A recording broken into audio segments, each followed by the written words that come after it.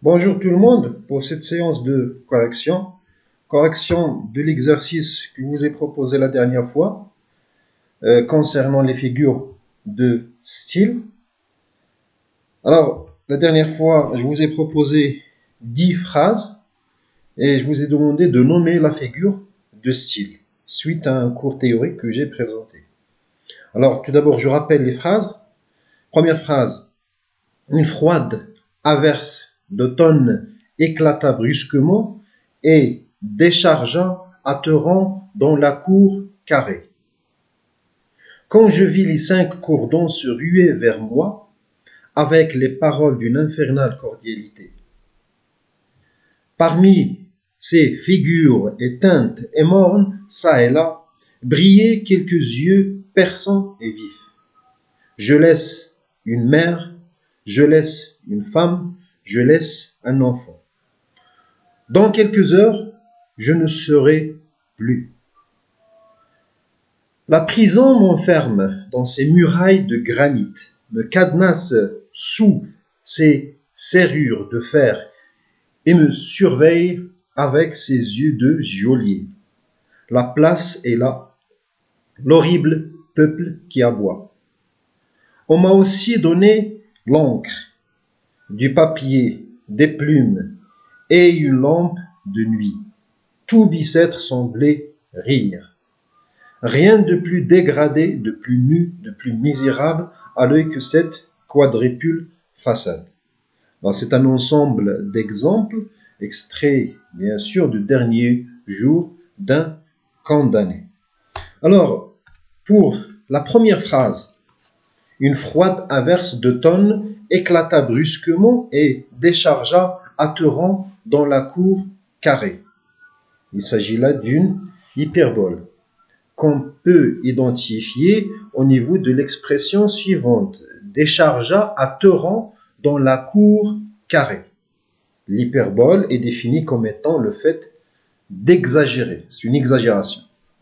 Deuxième phrase. Quand je vis les 5 cordons se ruer vers moi avec des paroles d'une infernale cordialité. Infernale cordialité. Deux termes ayant un sens contradictoire. Là, il s'agit d'une oxymore. Troisième phrase. Parmi ces figures éteintes et mornes, çà et là, brillaient quelques yeux perçants et vifs. Antithèse.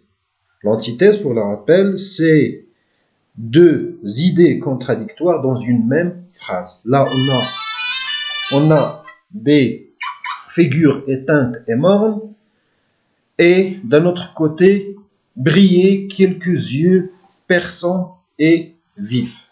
C'est une antithèse. Quatrième phrase, je laisse une mère, je laisse une femme, je laisse un enfant.